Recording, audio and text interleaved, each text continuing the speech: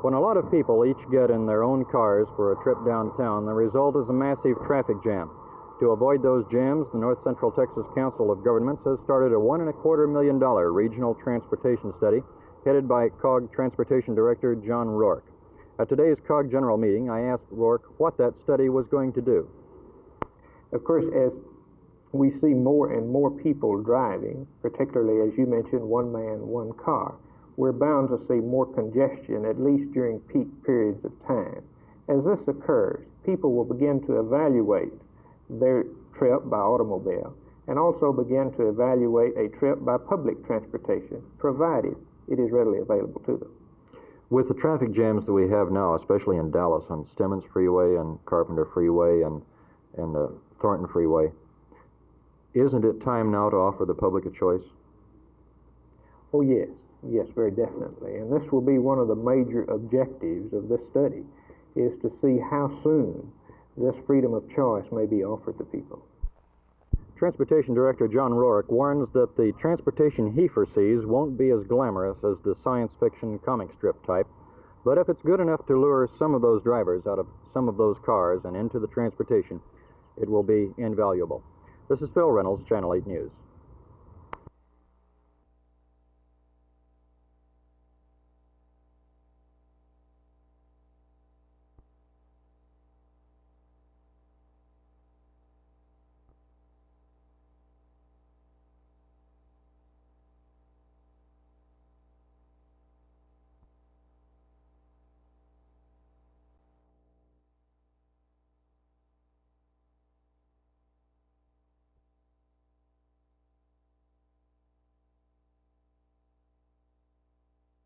Well, ever since President Nixon decided to go into Cambodia, the national news coverages have showed about how students are rebelling on campuses, striking, protesting the war in Vietnam, and President Nixon's decision to go into Cambodia.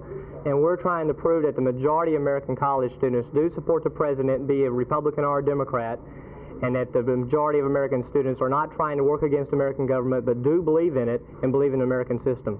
Do you believe that this will really accomplish anything? Yes, sir, I do. First of all, we're appealing to the citizens of Texas to help us raise money to get up to Washington, D.C. We have been promised to see the president in person and deliver the petitions to him, and then we're lobbying to United States senators and Texas congressmen so that they won't vote on the bill to cut off funds to Cambodia. And the reason why we think this is effective is because the liberal left has been lobbying to them for the past month, and that's been getting coverage, and a lot of senators believe this is the way the majority of young people feel.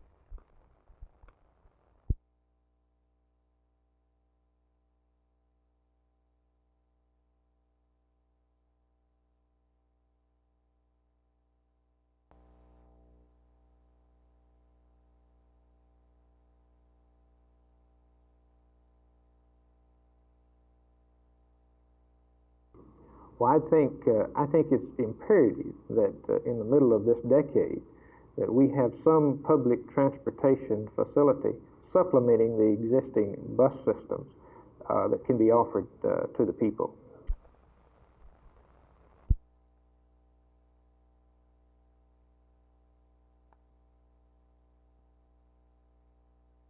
Once upon a time, buses like this were considered the best way to get people from here to there.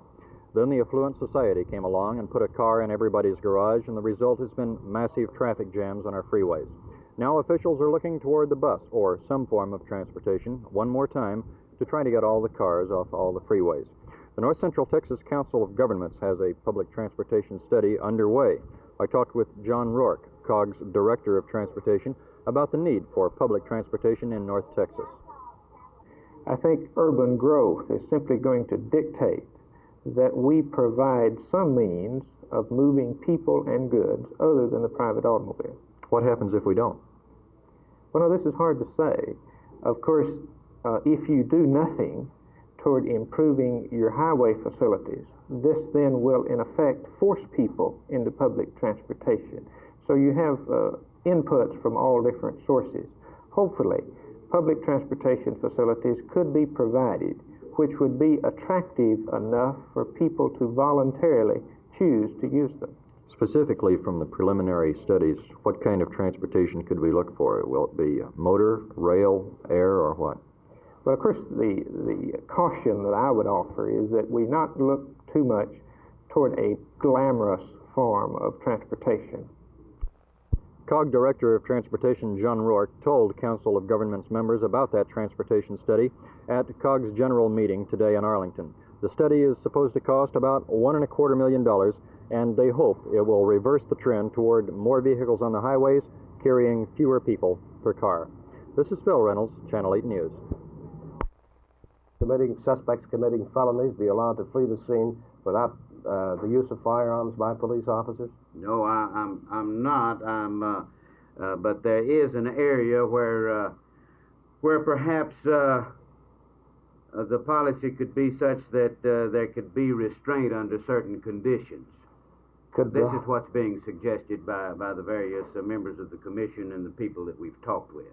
Could the high crime rate within the black and the Mexican-American community have any relationship on the use of firearms in those communities? That's a law enforcement officer specialty and should be answered by them accurately, but my offhand opinion would be that could have some effect on it. But this is not always shared by other members of the commission.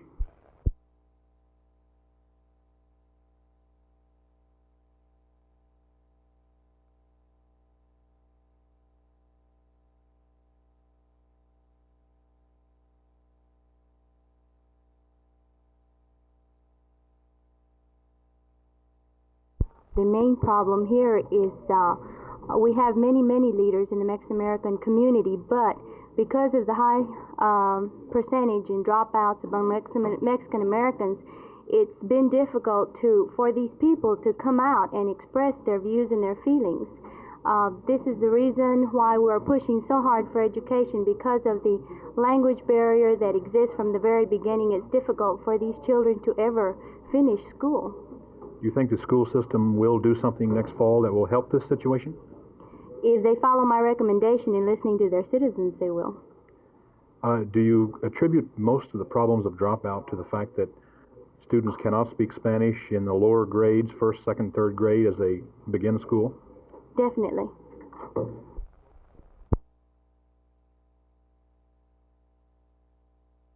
We've just concluded the meeting with the staff from the Health, Education, and Welfare in Washington, D.C., in which they notified us that they would like to work with the Fort Worth Public Schools in developing programs for bilingual education. It seems that across the country that probably a group that has been most omitted in the educational program has been the Mexican American. As a result, they're trying to develop programs which will meet their needs.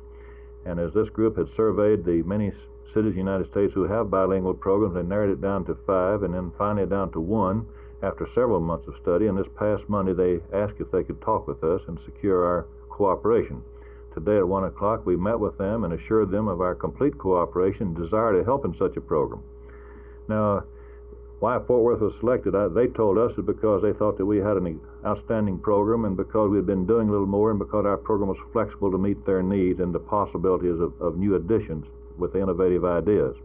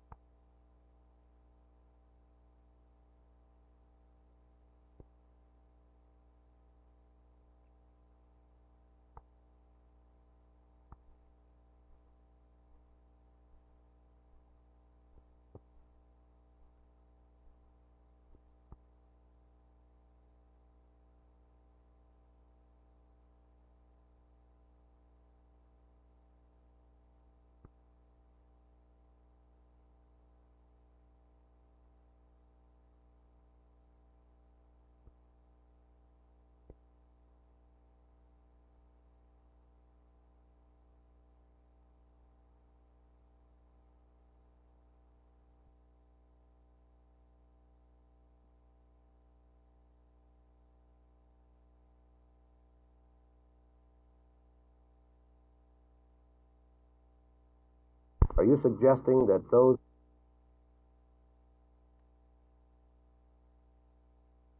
I'd like this added in tomorrow's paper. We're from the Student Majority for Responsible Expression, and we're having a petition here to support the president on his move into Cambodia. Our organization just started last week, and we've already collected enough money to take out ads in both Dallas papers. And we'd like to put this in the news section if you could. And we also have a plea for contributions, and also if they need more petitions, they can write us at this address.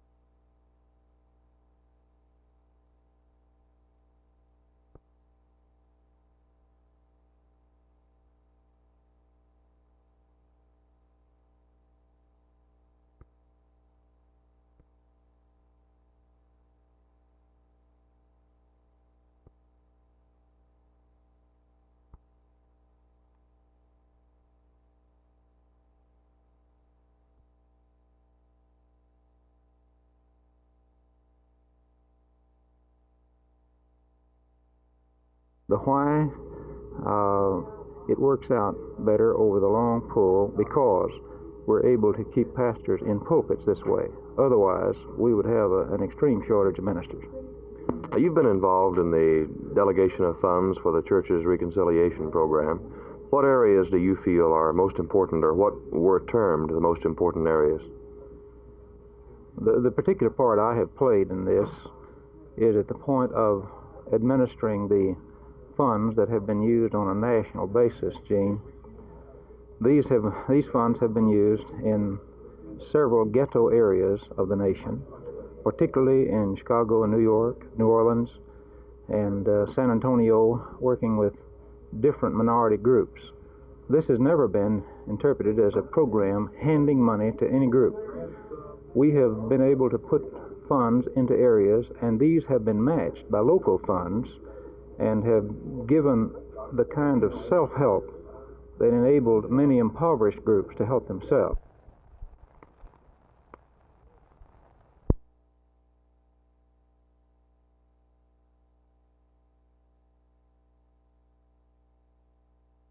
I believe that we should back this new board with the understanding the end result is the only thing that we're interested in, the end result.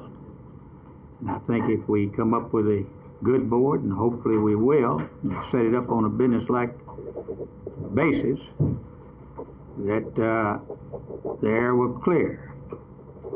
And I see no reason that the city and county can't come together on this thing as we have in the past. In fact, I'm quite sure we can. And of course, we're all hoping and praying.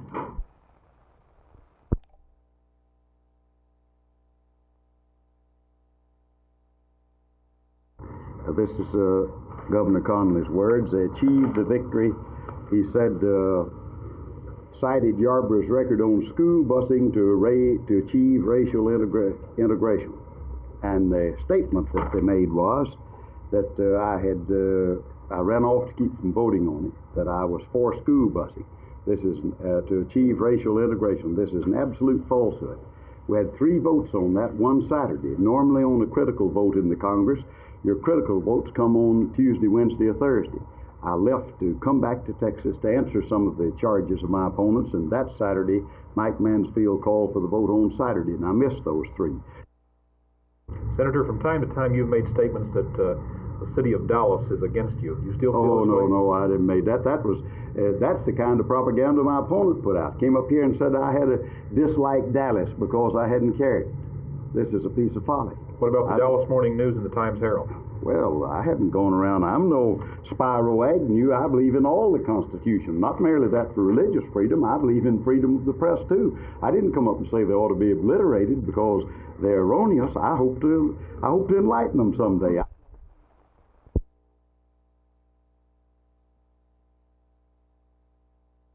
I believe there are times when we need a one-year budget.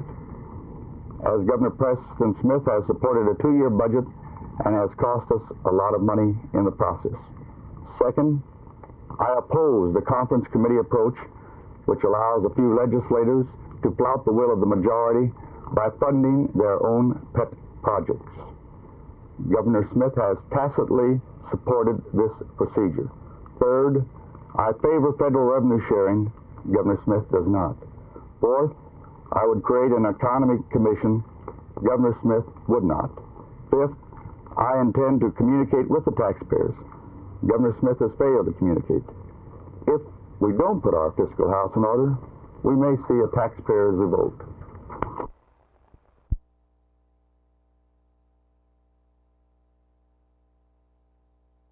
Well, I think there's always a problem with, the funds that are available to a university which has as large a graduate program as North Texas State has. And surely this is one of the elements that has to be taken into consideration.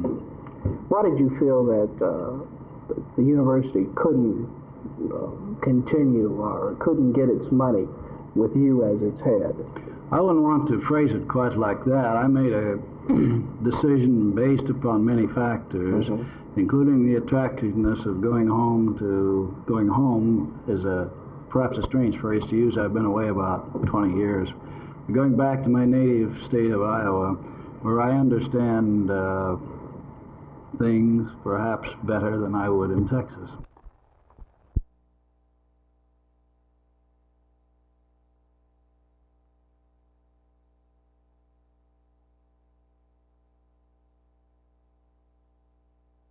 We are still counting on the mayor's sense of fairness, and we intend to impress on him this evening the importance of his getting all the light he can on our problem. We do not see how he can come to a fair decision without hearing all our experts. So far, he has heard only one. We have 2 more. These experts have the highest qualifications. We do not understand why the mayor will defend bringing outside experts into Dallas to testify on the City Hall problem while appearing reluctant to hear outside experts on the Fair Park problem.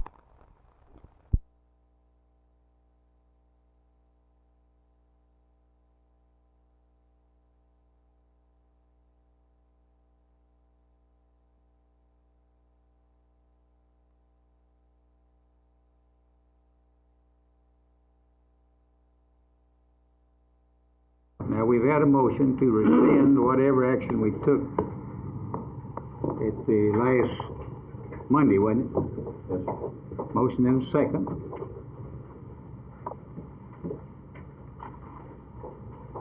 And all in favor? Aye. All opposed? Aye. Carried and so ordered. You vote no.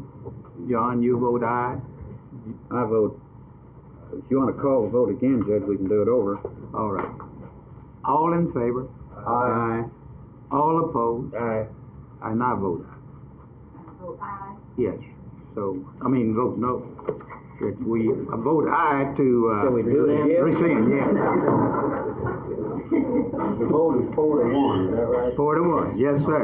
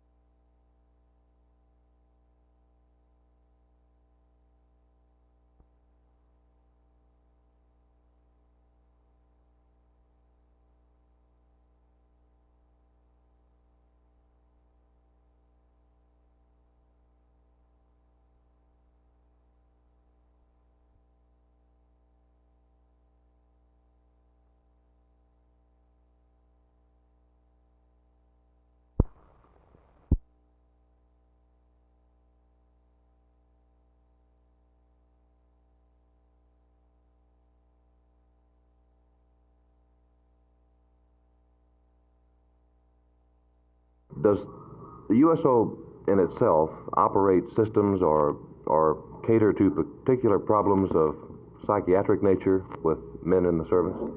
No, it doesn't. It provides a recreational outlet for men in the service. It provides some companionship for the servicemen that are distant from their own homes, and it does not get especially for any emotional problems that they have, although we will listen to them.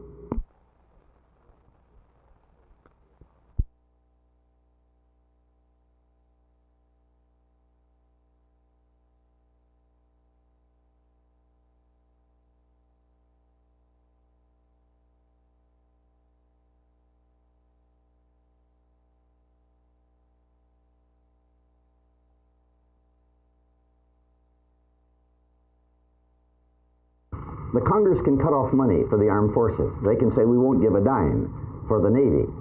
But if they do give a dime and there's one ship, the President of the United States is commander-in-chief of it, not the Congress. So that unless they knock out the Pentagon and appropriate no money for any of our armed forces, they cannot control what the commander-in-chief does with those armed forces.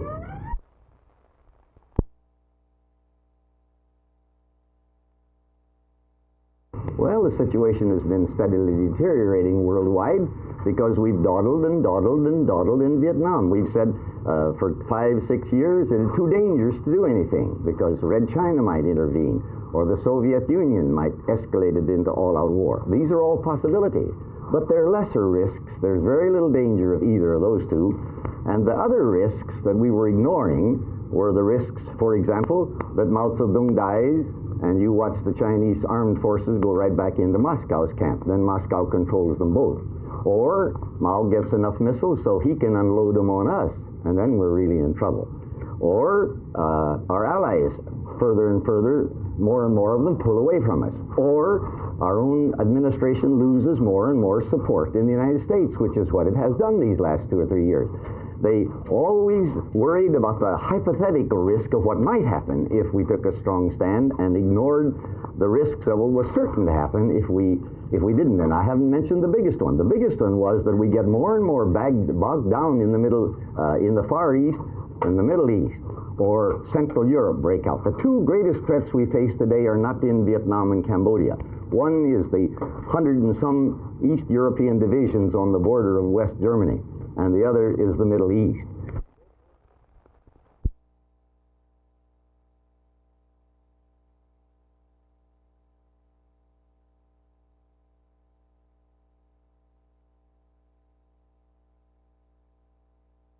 I don't like to get my country bogged down just by waiting and waiting. I'm a surgeon, and once in a while we have to intervene, and we take a chance, and the patient may die. But there's less risk than to just allow the malignant process to spread. Do you feel then that we should go ahead and make a quick end of the war using military force in Vietnam? No, we can't at this time. We should have in the beginning. This was the great mistake. Not that we went in, but that President Johnson, at the time he escalated our forces in February of 1965, didn't go ahead and say to them, now call off this aggression against the South and let the South Vietnamese have their independence, or else we're going to destroy your military targets. Military targets, not mass populations the way we did in Germany and so on. We talk about My Lai. Actually, one night in 2 hours we killed 200,000 Germans and civilians in Dresden, which wasn't even a military target.